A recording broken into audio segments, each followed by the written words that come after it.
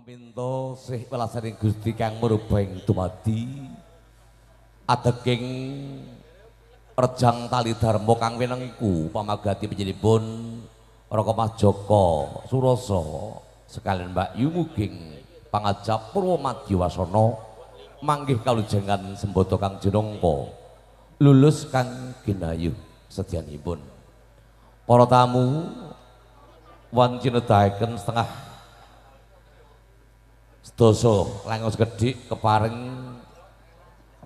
tanggaping sasmita paring dawuh juru pantirpiksa Syatmojo pinanganten ngenya mulas wadana ngadi salira wus paripurna ingkang menika daya kawiwitan lumadining adicara rejang tali dharma kang winengku panjenenganipun Bapak Joko Surasa Mbak Yu Wahyuni bataken putra kawangsa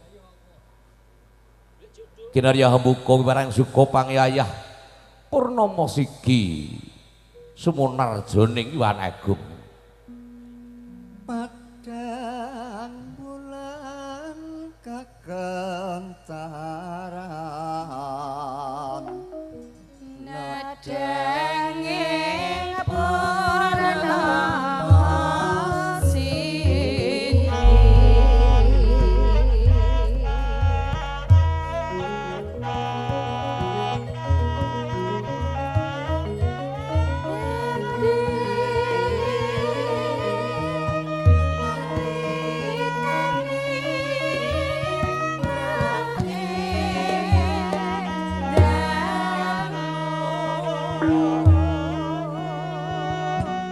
gumlar doning Iwan Agung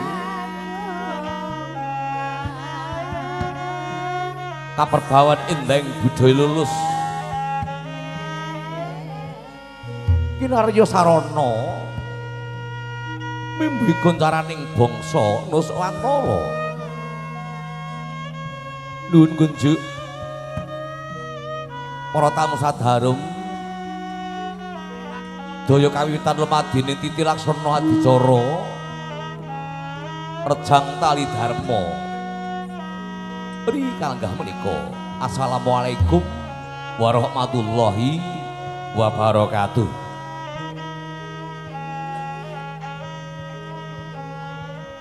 nun gunjuk ngarsanipun sesepuh aji sepuh mini sepuh kasuwuhan ingkang hanggung mastuti dhateng panataman ingkang mantes pundi-pundi para priyagung para pangarsaning agami para priyagung para pangarsaning negari ingkang mantes tinulat dadi kala dasih kang sinuba pakrematan dinanggung pisan kinasih wingking saking laladan padukan gejikan gagak sifat ngemplak boyolali dahat winantu suka pasuki para tamu sadharum parganing pawahan kakung pundi dahat winantu suka pasuki Rada patur panuwun pamegati panjenenganipun Bapak Joko Surasa Ibu Wahyuni. Kula ingkang kapitendan sinaraya hambuka wiwaraning suka wanganing wicara minangka jejering pambyara. Kepareng aturaken urut rinakiting tata adicara kang hut irenancang renakit dening kadang kula wangsa. Nuwun para tamu rinangkung sesepuh aji sepuh min sepuh kasepuhan. Kula dherekaken manungku mangen puji astawa puji hastuti kunjuk asa dalem Gusti Yang Manon karana agung barokah surahmat ingkang sampur mentah dhateng kita dalasan Joko sami kacehna kita saged lenggah naskah bagian motor judipun Bapak Joko Surasa Ibu Wahyuni betaken putra wangsa rahayu niskala kalis beda tebing sambi kala lumadining titi laksana kawirinancang renakit dening kadang wangsa ingkang angka sepisan atur pambuka kalajengaken suwaning Syatmojo pinanganten putri saking tepas wangi saking panti busana tumuju dhateng sasana parigan daya kalenggahaken wonten ing kursi renggaya kursi tamta wisuda lenggah gono rara Syatmojo pinanganten putri ateges lenggah piyambakan Han Ratu Praptaning satria muda kang dadi gantil nala Syatmojo nangaten kakung kepareng jengkar saking papan palarman kadharaken para kadang Wandawa Ya Sang Wimbasara Duta pangarsa kepareng marak mangayun wonten ngarsa handika sami. Andhek wonten majaning sasana margian ing mangke Sang Wimbasara Duta pangarsa pisan kinasih kepareng ngaturaken wigatos sing pisuwaran pasrah panampi dening Paranempara ingkang biniji. Wonten atur pasrah ing mangke kasarana penyinipun Bapa Naryana. Sinajaran bapa niku sapenyipun bapa Parman. Kanthi tanggaping sarmita ing mangke katampi penyinipun kang Antosongsong Agung Pusareng Adil. Bapa Lurah Marsana SAG pinango sulisarira penyinipun Bapa Joko Surasa. Wonten jemeningipun Bapa Marsana SAG sinajaran penyinipun Bapa Sumarna sapenyinipun Bapa Sumardi. Paripurna pasrah panampi kepareng netepi adat widhi-widana satma demenang antene kalih. Kang senebat adicara panggih kacar kutur bapa timbang tuwin pasukeman.